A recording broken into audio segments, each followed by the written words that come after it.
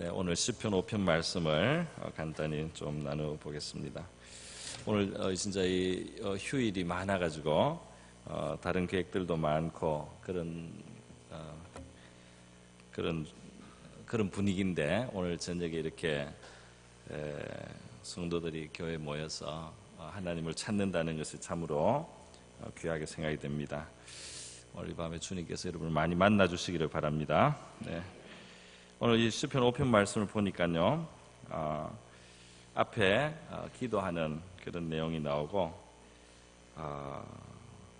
또 맨 뒤에 가면은 기도한 사람의 또 그 행복한 기도한 사람이 누리는 행복에 대해서 나와 있습니다. 그래서 제목을 주께 피하는 자의 기쁨이라 그렇게 잡아봤습니다. 11절에 보면은 주께 피하는 모든 사람은 다 기뻐하며 그렇게 돼 있어요.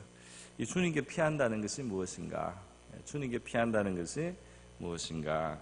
이 주님께 피한다는 것이 오늘 이 본문을 보니까 기도하는 것이 주님께 피하는, 주님께 자기의 그 마음을 아뢰고 그 심정을 주님께 통하고 주님이 그 들으시도록 하고 또 주님께 부르짖기도 하고 이렇게 하는 것이 기도하면서 하나님의 그 응답하심을 기다리는 그러한 모습이 주님께 피하는 것이라고 할 수 있겠습니다.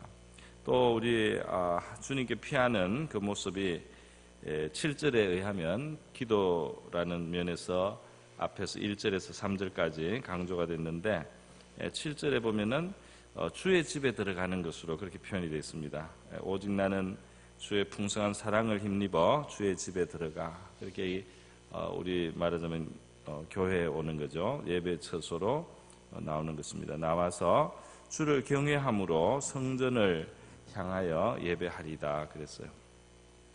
여기에 이제 좀 특이한 것이 하나 있는데 그것은 뭐냐 하면은 다윗이 지금 이 그 노래를, 이 시를 고백을 하고 있는데 다윗의 시대는 성전이, 예루살렘 성전이 아직 지어지기 전이라는 거죠. 그래서 이 다윗은 하나님의 전을 너무 사모해서 많은 그 재물을, 물질을 하나님 앞에 드리면서 성전을 건축할 준비를 다 갖춰놨습니다. 하나님이 허락만 하면은 자기 당대에 성전을 지어 드리려고 했어요. 그런데 하나님께서 다윗은 용사로서 이스라엘의 많은 적들을 물리치고 이스라엘의 그 평화를 가져오기까지 전쟁을 많이 하게 그렇게 쓰임을 받았습니다. 전쟁의 용사고 어쨌든 피를 많이 흘렸기 때문에 하나님께서 성전은 다음 그 너의 아들을 통해서 하게 하겠다. 너의 아들이 이 평화를 누리면서 짓게 하겠다. 그게 성전에 어울린다. 그러면서 동시에 그것은 다윗에게 큰 축복이기도 했습니다. 왜냐하면 성전을 지을 수 있는 아들을 하나님이 주시겠다는 것이고 또 그 아들대로 왕위가 계속 계승되는, 그 앞에 그 다윗 앞에 있었던 사울 왕은 그 자기 당대로 왕위가 끝나고 자식에게 물려주는 그런 왕가로서 축복을 받지는 못했던 것입니다. 그런데 다윗은 하나님이 네 아들을 내가 왕으로 만들어서 성전을 짓게 하겠다. 그래서 다윗에게 하나님은 이 전쟁을 했기 때문에 성전을 못 짓지만은 그 아들이 왕이 되게 한다는 약속, 그래서 왕가가 이루어지게 한다는 약속도 주시고 또 성전을 지을 만큼 능력 있는 또 지혜로운, 하나님을 또 경외하는 그런 아들이 그에게 이어서 날 것이라는 좋은 약속으로서 그렇게 약속을 해주셨습니다. 그래서 이제 다윗의 아들 솔로몬이 성전을 짓게 되는데요. 지금 여기 보면 성전을 향해서 예배하리다 이렇게 되어 있지 않습니까? 그리고 주의 집에 들어가서 이렇게 되어 있어요. 주의 집은 무엇이고 성전은 무엇이냐? 보통은 주의 집이 성전인데요. 이게 어떻게 되는 거냐 우리가 좀 생각을 할 만한 구절입니다. 제가 묵상을 하면서 생각하기는 이렇습니다. 이 주의 집이라고 하는 것은 그 임시로 하나님을 예배하는 장소였다는 겁니다. 그게 이제 어떨 때는 다윗의 그 장막으로서 언약궤를 모신 그런 장막일 때도 있고, 어떨 때는 어떤 그 산당에 하나님 앞에 나가서 예배를 했습니다. 이 예루살렘 성전이 지어지기 전까지는 산당이라고, 가나안 사람들이 옛날에 사실은 다른 신을 섬기던 그런 자리인데 그거를 접수해가지고 거기서 예배를 하고 하나님께 제사를 하는 그런 모습들이 나옵니다. 산당이 완전한 것은 아니에요. 산당은 예루살렘 성전이 지어진 다음에는 하나님이 거기서 더 이상 예배를 드리지 말라고 이렇게 했습니다. 그런데 성전이 지어지기 전까지는 하나님께서 그 산당에서 하나님을 예배하는 것을 허락을 하셨어요. 그래서 그 산당에서 사무엘 선지자가 하나님께 제사 드리기도 하고 이런 모습이 나옵니다. 그래서 다윗의 시대에 아직 성전이 지어지기 전에 그 주의 집이라고 할 수 있는 그것이 천막으로 된 것이었던 아니면 돌로 된 집이었던 간에 그 하나님의 집이 있어서 그곳에서 예배를 드렸어요. 우리 교회에 우리가 나오는 것처럼. 그런데 여기 보면은 지금 아직 없는 성전을 향해서 예배한다는 표현이 나와 있지 않습니까? 그래서 이것을 이해하기 위해서는 다윗이 영적으로 이 하나님이 계신 이 하늘의 성전을 의식하고 있지 않았는가 이렇게 해석을 하는 것이 합당할 것 같습니다. 땅에서 주의 집에서 기도하는데 우리 하나님이 하늘에 계신 성전에서 우리의 경배를 받으신다 이렇게 다윗은 생각을 했던 것 같아요. 그렇게 하늘을 바라보면서 다윗은 기도를 했습니다. 이 하나님 앞에 나갈 때 그가 어떻게 나가느냐, 그의 모습은 주의 풍성한 사랑을 힘입어서 나간다. 7절에 그렇게 말하고 있습니다. 주님의 풍성한 사랑을 힘입어서 내가 주님의 집에 들어가서 주님을 경외함으로 성전을 향해서 예배하리다 이렇게 했어요. 그러니까 내가 하나님 앞에 나와서 이렇게 예배할 수 있는 것은 내가 잘나서 나의 어떤 의로움을 자랑하면서 하는 것이 아니고 하나님의 풍성한 사랑, 하나님이 나를 용납해 주시고 또 용서도 해 주시고 또 긍휼히 여겨 주시고 나에게 자비를 베풀어 주시고 나에게 관대하신 그 하나님의 사랑이 나를 허락해서 이렇게 하나님의 집에 들어가서 주님을 경외함으로 내가 예배합니다 이렇게 했습니다. 그래서 우리 하나님의 집에 이렇게 나오는 것이 주께 피하는 하나의 또 모습이라고 할 수 있겠습니다. 우리 주님께 피한다고 했을 때 기도하는 거 1절, 2절, 3절이 다 기도하는 내용이에요. 여호와여 나의 말에 귀를 기울이사 나의 심정을 헤아려 주소서. 나의 왕 나의 하나님이여 내가 부르짖는 소리를 들으소서. 내가 주께 기도하나이다. 또 3절에 여호와여 아침에 주께서 나의 소리를 들으시리니 아침에 내가 주께 기도하고 바라리이다. 제가 시편을 읽어보면서 이렇게 세 절이 기도에 대해서 이렇게 많이 말하는 이렇게 밀집된 이런 참 구절은 드문 것 같습니다. 굉장히 기도를 강조하고 있는데 여기 기도에 또 하나 특징이 있어요. 그건 뭐냐면 내가 하나님께 부르짖습니다. 또 기도합니다. 내 소리가 있습니다. 주께 기도합니다. 바랍니다. 이런 말들이 있는데 기도는 말이죠. 내가 기도하는 거, 부르짖는 거, 그것이 물론 기도고 중요한 건데 사실은 내가 부르짖고 기도한다고 그것이 바로 결과를 가져오는 건 아닙니다. 우리가 생각해 보면은 내가 어떤 사람은 이제 기도를 마치 뭐 일하듯이 말이죠. 내가 기도를 하나 하고 둘 하고 셋 하고 넷 했으니까 이제 내가 가질 것이 4개가 있다. 4개가 내 거다. 이렇게 생각하고 기도 자체에다가 뭐 초점이 있다고 할까요? 그렇게 될 수도 있어요. 그런데 여기 보면 기도의 중요한 것은 뭐냐 하면 그걸 들으시는 분이 있다는 거죠. 기도 자체가 내가 오늘 1시간 기도했어, 내가 오늘 30분 기도했어, 이게 중요한 게 아니고 기도를 들으시는 분이 있다. 그분이 기도를 들으신다. 이게 중요한 거 아니겠습니까? 내가 속삭이듯이 말했는데 주님이 귀를 바짝 대고 내 기도를 아주 귀 기울여서 들어주셨단 말이죠.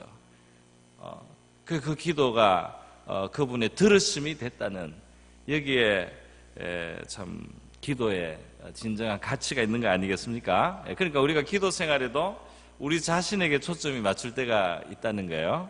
그래서 우리 그 제자 훈련 같은 거 할 때 기도했습니까? 암송했습니까? 성경책 읽었습니까? 이렇게 체크를 하고 이렇게 훈련을 하기 위해서 그렇게 하다 보면 내가 기도를 했느냐 안 했느냐 이런 데 신경이 가요. 내가 5분을 했느냐 10분을 했느냐 거기에 신경을 쓰게 돼요. 그러면 이 기도의 본질적인 기도의 정말 그 진수에 대해서 우리가 오히려 우리 자신에게 너무 초점을 맞추면 이 기도의 진정한 그 진면목을 좀 소홀히 할 수가, 간과할 수가 있습니다. 기도는 내가 기도하는 자체도 중요하지만 이것을 들으시는 그분이 계신다.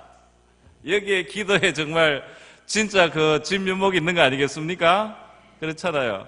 기도를 들으시는 그분이 계시기 때문에 기도가 가치가 있는 거잖아요. 기도를 들어주시는 그분이 계시다는 이 사실. 여러분, 우리 하나님께서 피곤하고 어떨 때 공고하게 우리가 기도할 때 내 기도가 지금 들으시는지 안 들으시는지 우리가 좀 긴가민가 느낌이 없는 기도도 할 때가 있죠. 여러분 혹시 그런 경험이 있으리라고 생각합니다. 기도를 하면서도 이 기도가 아직은 하나님이 들으시는지 내가 잘 모르겠다. 그런 거 하면 또 기도를 하면은 들으시는 것 같은 그런 생각이 듭니다. 그런데 중요한 것은 우리 신앙의 많은 선배들이 그랬어요. 이 기도를 들으시는 느낌이 있거나 느낌이 없거나 거기에 너무 또 신경 쓰지 마라. 그것도 자기 느낌에 초점이 있잖아요. 그렇게 들으시는 느낌이 있는지, 어느 내가 잘 들으시는 느낌이 내 마음에 잘 느껴지지 않는지, 그 자기에게 자꾸 초점이 맞춰져요. 그런데 중요한 것은 말이죠. 느낌이 있으면 좋죠. 내가 기도하는데 정말 주님이 귀를 내 앞에 가까이 대시고 이 기도를 들으시는 것 같다 말이죠. 그것이 마음속에 막 믿어질 때 얼마나 좋습니까? 그죠? 그런 기도가 정말 우리 기도 되기를 바랍니다. 그러나 그렇게 되지 않을 때도 내가 이렇게 작은 소리로 기도할 때도 하나님께서 이걸 아시는 분이라는 것은 우리가 믿어야 되지 않겠습니까? 내 기도가 지금 내가 들으시는지 안 들으시는지 그런 센스가 내가 어떤 감각적으로 그게 느껴지지는 않지만은 내가 하는 모든 마음의 심사와 내가 기도한다고 엎드리고 또 무릎 꿇고 고개 숙이고 기도하려고 하는 이 자체를 지금 아시는 그분이 계신다는 사실을 우리가 기억해야 되지 않겠습니까? 제가 그런 적이 있었어요. 기도를 하는데 참 하나님이 들으시는 기도를 해야 되겠다 이렇게 생각을 하고 참 기도를 이렇게 하나님하고 좀 가깝게 밀착을 해서 내가 기도를 해야지 기도를 해야 되겠다. 근데 좀 힘이 좀 부족하고 그때 좀 피곤하고 이래서 말이죠. 기도를 하려면 이 집중을 해야 되는데 이 힘이 부족하다. 이거 참 어떡하나. 하나님 기도를 참 잘하고 싶은데 이렇게 하는데 제 마음속에 어떤 생각이 드냐면 지금 듣고 있다 그런 생각이 들어요. 지금 그러고 있는 거를 하나님이 이미 들으시고 있다는 거죠. 여러분 여기 보면 오늘 기도를 굉장히 강조를 하는데 귀를 기울여 달라는 말씀이 1절에 있습니다. 귀를 기울여 주십시오. 또 2절에서도 내가 부르짖는 소리를 들으소서 그렇게 되어 있습니다. 그렇지 않습니까? 또 3절에도 나의 소리를 들으시리니 그렇게 되지 않습니까? 들으시는 하나님을 우리가 생각하고 바라봐야 될 줄 믿습니다. 그래서 내가 기도를 했다, 내가 10분을 했다, 20분을 했다 그거보다도 나의 기도를 들으시는 이 하나님을 내가 생각하고 말이죠. 그 하나님을 의식하면서 우리가 기도할 수 있다면 참 좋겠습니다. 그 하나님이 풍성한 사랑으로 우리를 받아주시고 우리 하나님의 집으로 발걸음도 인도해 주시고요. 그분이 우리의 예배를 받아주시는 이 살아계신 하나님, 우리의 기도를 들으시는 그분이 계신다는 거, 이거 얼마나 놀라운 일입니까? 그랬기 때문에 기도를 할 때 이어지는 이제 고백이 하나님이 어떤 분이신가 하는 고백이 좀 이어집니다. 이것이 자연스럽죠. 4절에 보면 주는 죄악을 기뻐하는 신이 아니다 그랬어요. 그러니까 하나님은 앞에 나와서 우리가 막 그냥 주문을 외고 뭐 기도를 하고 그냥 이렇게 해서 그분을 달래고 이럴 수 있는 분이 아니고 죄악을 기뻐하지 않는 거룩하시고 의로우신 하나님, 악이 주와 함께 머물지 못하며 오만한 자들이 주의 목전에 서지 못한다. 하나님은 오만한 것을 기뻐하지 않습니다. 오만한 것을 싫어하고 겸손한 것을 사랑하시는 하나님이세요. 행악자를 미워하십니다. 의로운 것을 기뻐하시는 하나님입니다. 또 하나님은 거짓말하는 것을 굉장히 싫어하세요. 그죠? 거짓말하는 자를 멸망시키고 또 피 흘리는 것, 이게 이제 무고하게 남을 해치는 걸 말합니다. 남을 해치는 것을 즐기는 것을 굉장히 하나님이 싫어하시고 또 속이는 것을 싫어하는, 속이는 자를 싫어하는, 하나님 자신이 진실하단 말이죠. 하나님 자신이 정직하신 분이죠. 그래서 우리 기도를 들으시는 이 하나님은 의로우신 분이고 또 거룩하신 분이고 겸손한 것을 사랑하시는 분이고, 그죠? 그리고 거짓을 싫어하시는 분이고 진실하신 분이고 그리고 선을 행하는 것을 기뻐하시는 분이다. 그런 하나님 앞에 우리가 기도하고 있는 줄 믿습니다. 그래서 다윗은 아마 이때도 어려운 일을 당할 때라고 봅니다. 학자들은 이때도 아마 압살롬에게 쫓겨서 아침에 일어나자마자 기도하고 이렇게 해야 되는 그런 상황 속에서 노래한 것이 아니겠는가 추측을 하는데요. 그는 추측이고 어떤 상황이든지 하여튼 이 사람은, 다윗은 하나님 앞에 피한다 그래서 자기는 하나님을 향해서 하나님을 피신처로 삼는데 그 모습은 기도를 들으시는 그 하나님 앞에 하나님을 바라보면서 이렇게 1절, 2절, 3절에 내 심정을 헤아려 주소서, 내 부르짖는 소리를 들으소서, 또 아침에 내가 주께 기도하고 바라겠습니다. 이렇게 기도하는 모습입니다. 이것이 주님께 피하는 모습이요.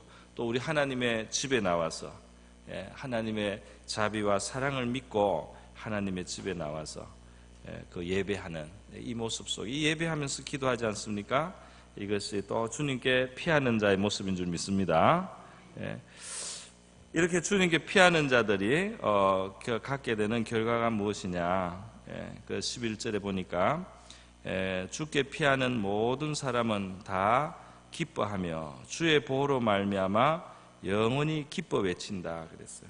그러니까 기쁨이 결국 얻게 될 상급이라는 것입니다. 우리가 주님께 기도하고 예배하고 주님 앞에 마음을 통하고 이렇게 살아가는, 하나님을 친밀히 여기고 친근히 여기고 우리 하나님 앞에 마음을 통하고 또 간구하고 우리의 어려움을 아뢰고 도우심을 구하고 이렇게 살아가는 그 삶의 마지막에 결국 우리가 누리게 되는 것이 무엇이냐 말이죠. 그것이 우리가 기쁨을 얻게 된다. 기쁨을 얻게 된다. 주님의 보호하심을 우리가 경험하고 기뻐하게 된다. 그리고 주님을 즐거워하게 된다 그랬어요.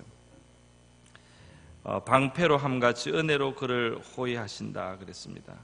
방패가 든든한데요, 눈에 보이지 않는 하나님의 방패가 있습니다. 은혜의 방패가 있어요. 그래서 하나님이 우리를 은혜의 방패로, 은혜라는 그 방패가 우리를 막아주시고 보호해 주셨어요.